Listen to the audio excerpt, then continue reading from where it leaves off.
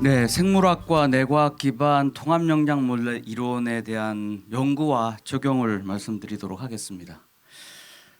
마이다스 IT는 시뮬레이션 소프트웨어를 개발하고 이제 보급하고 있습니다. 사물 시뮬레이션으로 건설 분야 세계 1위를 차지하고 있고 제조 분야까지 확대해서 국내에 보급하고 있습니다. 사람에 대한 시뮬레이션으로 경영 분야 솔루션을 개발해서 기업들에게 보급하고 있고 현재 기업 경영의 혁신을 선도하는 기업으로 알려져 있습니다. 그리고 의료 분야 솔루션까지 시범적으로 운영을 하고 있습니다. 마이다스 하면 세 가지를 사회에서 많이 언급을 합니다. 건설 엔지니어링 분야 글로벌 세계 1위 강소기업이다. 두 번째는 사람 중심 경영이라는 독특한 경영 철학을 직접 실천하고 있다. 세 번째는 가장 입사하고 싶은 중소 중견기업 1위에 선정되고 유지되고 있습니다. 입사 경쟁률은 매년 500대 1에서 1000대 1 정도 유지가 되고 있는 상황입니다.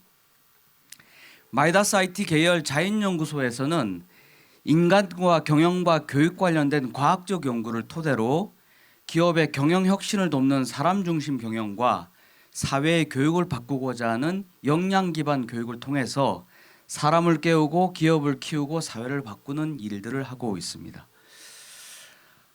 세상이나 생명이나 인간에 대한 본질을 바라보는 눈이 5가지가 있습니다. 첫 번째가 눈에 보이는 현상이고요. 그 다음에 그 현상의 패턴인 경향이고, 그 다음에 경향을 만드는 속성이고, 속성의 속성인 이치이고, 그 다음에 이치의 기반인 원리, 이 5가지 눈입니다. 사실 변하지 않고 바뀌지 않는 이 본질의 눈을 바라보기 위해서는 우리는 물리학이나 생화학이나 생물학이나 신경과학을 공부를 해야 됩니다. 그래서 이런 자연과학을 토대로 이불변응만변, 변하지 않는 한 가지 이치로 만 가지 세상의 변화에 대응한다 라는 말을 이해를 했으면 좋겠습니다. 그래서 오늘 변하지 않고 바뀌지 않는 역량의 본질이 무엇인가를 소개를 드리고자 합니다. 우리는 자연과학이 굉장히 20세기 이후에 발달을 많이 했죠. 그래서 저희는 물리학과 복잡계 과학을 통해서 이미 세상의 본질은 관계라는 것을 이해하고 있습니다. 그리고 생화학이나 생물학을 통해서 이 생명과학을 통해서 생명의 목적은 항상성이라는 걸 알고 있습니다. 그리고 신경과학이나 뇌과학을 통해서 우리 인간의 정체성은 기억이라는 걸 이해하고 있습니다. 사람이란 어떤 존재인가? 생물학적으로 우리는 모두 과거의 결과이고요. 생물이고 동물이고 인간입니다. 그래서 이기적 존속과 사회적 성장과 정신적 완성이라는 욕망을 추구하는 존재. 이게 생물학적으로 사람을 정의하는 정의라고 생각을 합니다. 그리고 세상이라는 환경과 상호작용을 하는 매개이자 인터페이스는 우리 브레인이 하고 있죠. 그래서 뇌는 정서, 감정, 이성이라는 판단 체계와 신뢰, 열정, 전략이라는 역량 체계를 통해서 환경과 상호작용을 합니다. 이 상호작용이 잘 되면 우리는 자주적이고 자발적이고 자율적으로 사고하고 행동하는 존재입니다. 그래서 사람이라는 존재를 생물학적 속성과 신경학적 특성으로 이해하기 위해서는 가장 중요한 키워드가 욕망이고 역량입니다. 그래서 오늘은 역량에 대한 이야기를 해보도록 하겠습니다. 역량에 대한 개념은 처음으로 1970년대 하버드 대학의 맥클랜드라는 교수가 정의를 내렸습니다. 전통적인 지능 검사와 적성 검사는 업무의 성과와 인생의 성공 여부를 예측하지 못한다.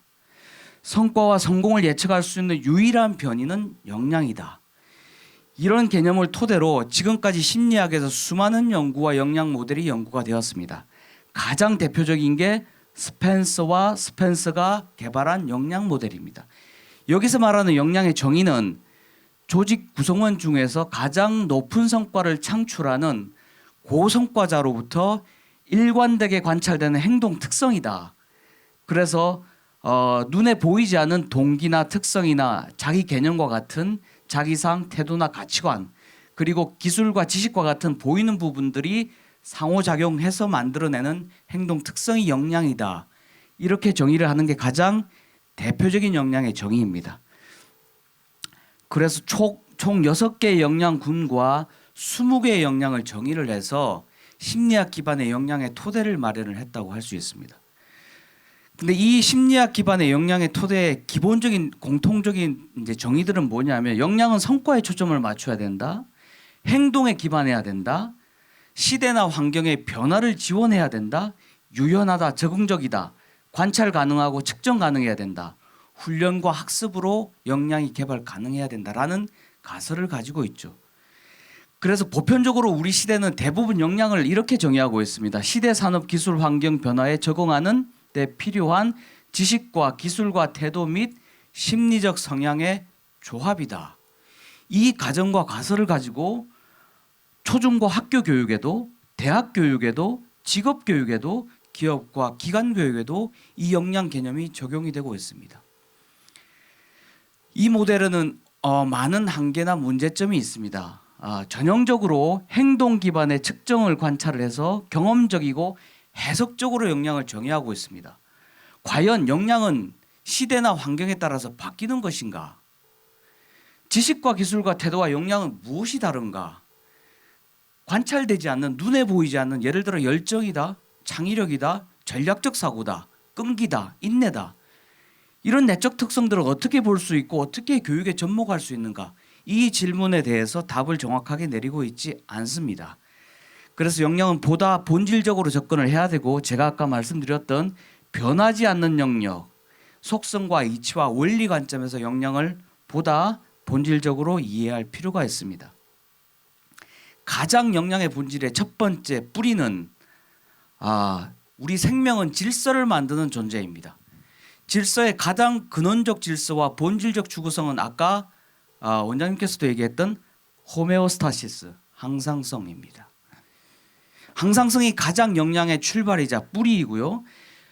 생명은 존속이라는 가치를 추구하는 존재이죠. 이래서 존속 가치를 통해서 우리는 욕망을 추구하는 존재로 진화되어 왔습니다. 그래서 존속적인 본능과 관계적 본성과 합리적 인성을 가진 존재다. 이게 역량을 이해하는 두 번째 단계이고요. 그 다음으로 신경과학을 기반으로 판단 체계와 역량 체계를 가지고 성과라는 가치를 만들어내는 존재. 이게 좀 더 본질적으로 역량을 이해하는 것입니다. 가장 중요한 게 역량을 이해하는 핵심은 성과입니다. 성과란 무엇일까? 기업에서 만들어내는 비즈니스의 성과뿐만 아니라 우리가 삶을 살면서 연애하는 과정이든 공부하는 과정이든 사업하는 과정이든 모든 욕망하는 가치를 만들어내는 게 성과의 정의입니다. 성과는 신경과학적으로 굉장히 심플하게 정의할 수 있습니다. 기회가 주어지면요, 그 기회가 나한테 가치가 되는지 안 되는지를 예측해서 신뢰를 판단하고요, 가치의 크기에 따라서 내 에너지와 열정이 발현이 되고 그 가치를 획득하기 위한 경로를 전략적으로 모색하게 되고 꾸준하게 실행을 지속하게 되면 성과라는 가치를 획득할 수 있습니다. 이 성과를 만들어내는 뇌의 특정 부위가 있는데 그게 바로 전전두 피질입니다. 전전두 피질은 성과 중추라고 얘기할 수 있는데요. 전체적으로 7가지 영역으로 구분할 수 있습니다.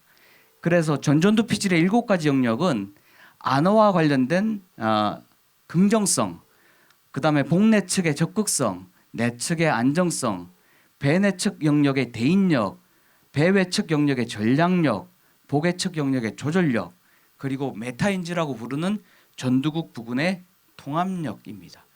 이게 환경과 상호작용하면서 만들어지는 신경 패턴이라고 하는 신경 경향성으로부터 만들어지는 역량이라고 저희는 정의를 하고 있습니다. 그래서 이 7가지 기반 역량이 환경과 상호작용을 해서 성과를 만들고 성공 경험을 하고 성장할 수 있는 토대를 마련한다라고 저희는 얘기를 하고 있습니다.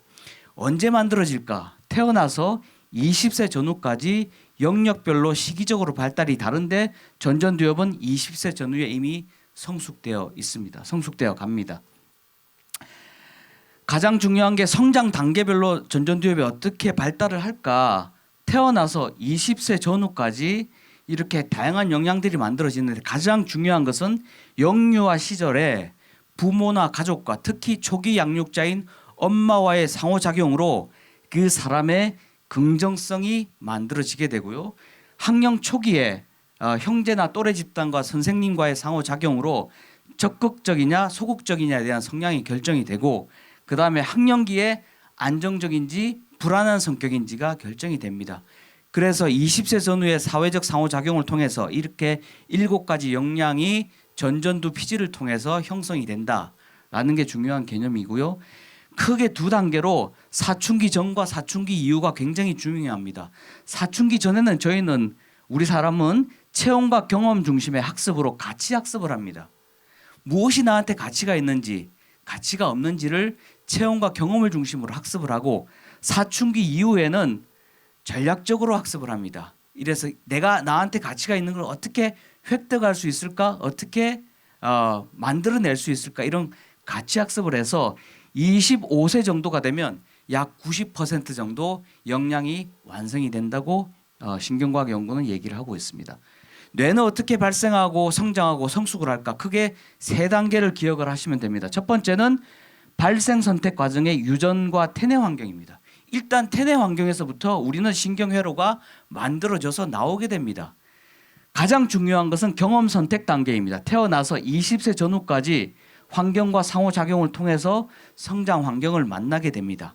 이때 사회와의 상호작용을 통해서 빈약한 상호작용과 풍성한 상호작용의 결과에 따라서 뇌의 신경회로가 이렇게 강화되기도 하고 약화되기도 하죠. 그 다음에는 성년기 이후에 의도적인 사회적 학습을 통해서 우리의 기술, 지식, 태도, 가치관 등이 형성이 됩니다. 가장 중요한 역량은 이 성장 환경에서 욕구, 욕망, 성격, 역량 등이 사회적 상호작용을 통해서 만들어진다라고 이해하시면 될 것 같습니다. 그래서 역량의 형성의 메커니즘을 신경과학적으로 어떤 자극이 들어오면 우리는 반응을 하게 되죠. 반응의 결과 신경 보상이 이루어지고 학습 기억이 나타나게 되고 이게 지속적으로 반복 강화되면 뇌에는 인과적인 신경망이 만들어지게 되고 이 인과적 신경망에 대해서 신경 경향성이 구축이 되고 그 결과 역량이 형성된다. 이렇게 메커니즘으로 설명할 수 있습니다. 역량은 자연이 만든 생물과 신경의 결에 따라 형성이 됩니다. 마치 비가 와서 웅덩이가 되고 도랑이 되고 개울이 되고 개천이 되고 시내가 되고 하천이 되고 강이 되듯이 이렇게 역량은 성장 발달 단계에서 만들어지고 형성이 됩니다. 신경과학적으로 생물학적으로 역량을 정의를 하자면 유사 자극과 반응 메커니즘이 반복 강화로 형성된 신경 경향성이며 바람직한 상호작용을 돕는 힘이다. 이렇게 얘기하면 능력과 역량은 확연하게 구분할 수 있습니다. 능력은 역량과 기술과 지식의 상호작용으로 성과를 만들어낼 수 있는 힘입니다. 성과 능력이 가장 중요합니다. 성과 능력에서 역량은 성과의 성능이고요. 기술은 성과의 수단이고 지식은 성과의 재료에 불과합니다. 그래서 가장 중요한 게 20세 이전에 만들어지는 기반 역량이 가장 중요하고 두 번째는 우리가 20세 이후에 역량을 강화시킬 수 있는 관계 기술이 굉장히 중요합니다. 이거는 학습과 습관을 통해서 만들어낼 수 있고 나머지 훈련과 반복으로 만들어지는 절차적 기능의 지식 기술, 지식은 중요하지가 않습니다. 대부분 지금 교육과 사회에서는 이 지식을 역량이라고 오해하고 착각하고 있습니다. 중요한 것은 역량과 역량 기술 이 부분이겠죠. 역량 기술은 어떻게 만들어질 수 있을까? 저희는 관계 기술이라고 하고 있고 관계 기술은 대인 관계와 성과 관계와 자아 관계 3가지로 구분할 수 있고 대인 관계를 향상시킬 수 있는 관계 기술은 긍정 기술과 소통 기술이고요.